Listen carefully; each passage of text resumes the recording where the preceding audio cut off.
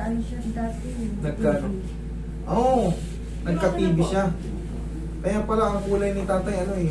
Oo. Dito niya oh. Hindi siya maitim, hindi siya brown, parang medyo mapusyaw na dilaw. Ngayon na may case pala before si tatay na ano. Ngayon, anong nagiging problema tayo? So pag kumain ako, Hmm. laging hawak ko dito eh. Opo. Bakit? Hindi ako magkalunod pag hindi ko hinawakan dito eh. Hindi na po siya alam. Magkaano alam. Silipin ko nga yung ano, baka meron din. Kailangan kasi yan. Magpapacheck kayo sa ENT. Para masilip maano siya. Masilip yung ano niya sa looban. Kung may namamaga ba or may something na... Wala naman na masakit dito. Ito lang po daw. Yung dito niyo. So, ito Kasi ang TMJD, ang TMD o TMJD, hindi na-apektuhan ng ano, ang paglunok. Ang pagmuya. Kunyari, pag gumuya ka, kunyari may TMD ka o TMJD, pag gumuya ka ng gano'n, kunyari, kumain ka, mangangawit yung panga mo, masakit. Tapos pag gumanganga ka, ayan o, sakit. May hindi ka na. Ganun ang pakiramdam ng ano, TMJD or TMD. Pero pag sa paglunok, na kailangan mo pang diinan to, pag hindi mo diinin yan, Hindi makalunod kahit tubig. Hindi kahit siya- tubig. Hindi daw dapat po. Ang nangyari po kasi, di ba? Gano'n ka nga tayo? Zero, walang ngipin talaga. Hindi po Hindi kasi. may ano kung may gustis ako, dilanggar ko lang eh. Hindi rin po, kahit may Hindi pustiso. nilubra. Hindi Hindi Tay, higa ka nga tayo, silipin ko yung ano mo. Baka may ano eh. Labas mo yung dila mo tayo. Okay, Sara. Kasi, Nangyari, nahahatak yung ano niya, ma'am. Aliga. Kaya, Sige. nag-umpisa po yan nung ano eh. Nung, Tingnan mo, ayan o, lumalapit. Ayan o, lumalapit yung ano niya o. Ayan o, yung, ayan o. Mm-mm. Kusang lumalapit. Hindi na siya regular. Tingnan mo yung sa akin. Oo nga po. Malayo. Sa kanya, andito o. Oo nga tayo. Ang lapit, tingnan mo. Oh, ayan o, Oo kusang. nga. Nandito na o. Andito na tayo. Nag-umpisa kasi yan sa Kaya pagka hindi niya diniinan ng ganun, ang lapit. Pag lulutok siya ng ganun, bumabara lang yung ano, hindi dumidiretso dun sa ano. Tay, malapit yung ano mo. Bakit kaya? Lumapit yung, ano bang tawag dun? Yung para ka in-circle ng ano. Eh ano, tabagan tayo ilay to, tabagan tayo. Ato na nitak-katak mo ah. Oh, nasa kalahati. Parang na nalaglag. Iyang yung tayo ng pagpatinggo mo nga. Ano po bang na... Hindi. Sir, ganito po kasi, di ba Oh. po pinaano niya lahat, pinatanggal yung ngipin. Hmm. Tapos po, namamaga pa siya. Umuwi ng probinsya. Pagdating sa probinsya, nag-ano siya, nagbakod-bakod. Bawal Siguro kasi yun yung eh. first po niya na, di ba po pag ano tayo, O yung muscle niya lumapit eh. parang Ah, binagsabi medyo mo ano, yung tawagin parang eh. rare, hindi kaya tong ano.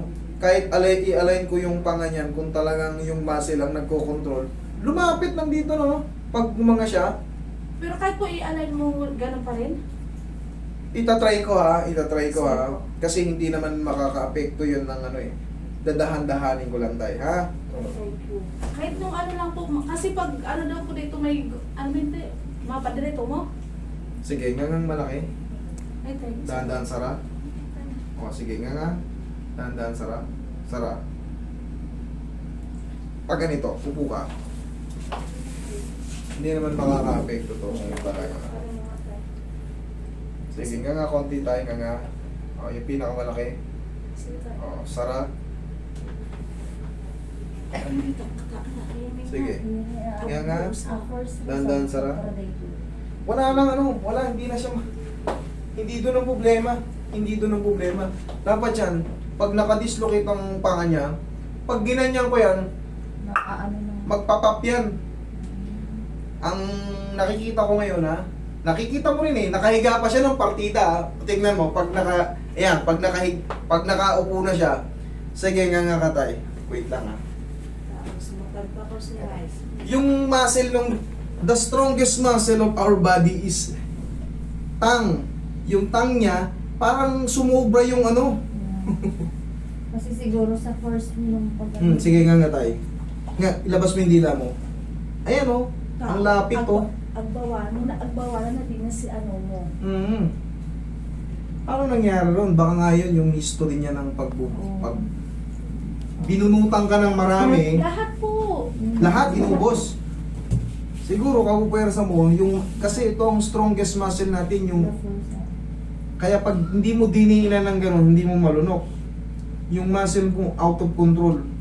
Tay, kailangan yung magpasuri sa ano, hindi, wala pong, hindi ko, kasi pag kung hindi makasalita, nahatakin ko, nakakasalita naman siya. Ang problema, sumubra na nga, hindi na pwedeng hatakin. Kailangan yan, meron siyang, may muscle control sa dyan. Pero ano po, utal-utal din siya magsalita. Because of ano? Because of, wala siyang ngipin eh. Tay, sabi mo nga management. Management.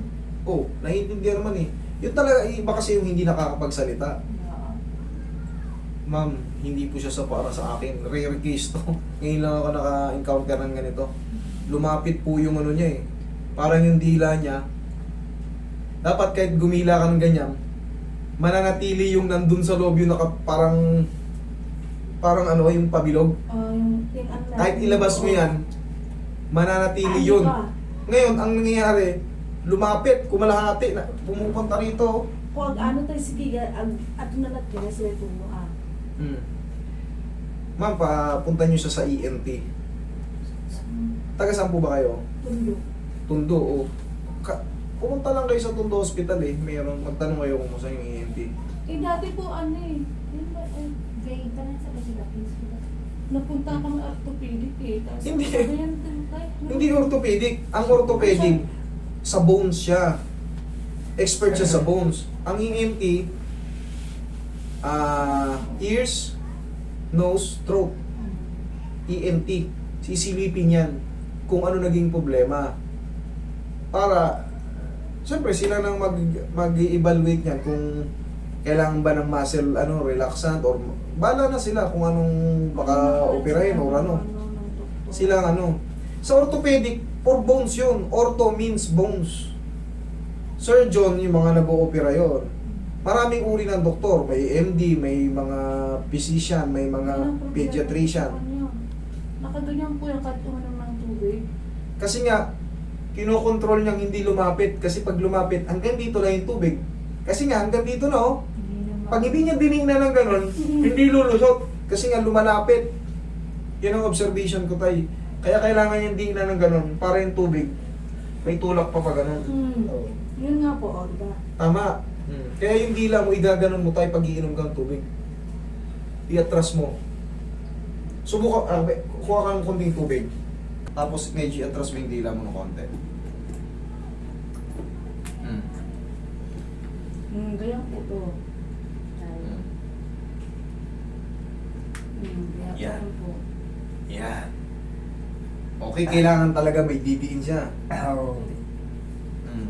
po ulo niya lagi puro sabaw. Tay, hindi siya TMJD. Rare case yan, ngayon ko na na-encounter yan, so you have to go to hospital. Okay?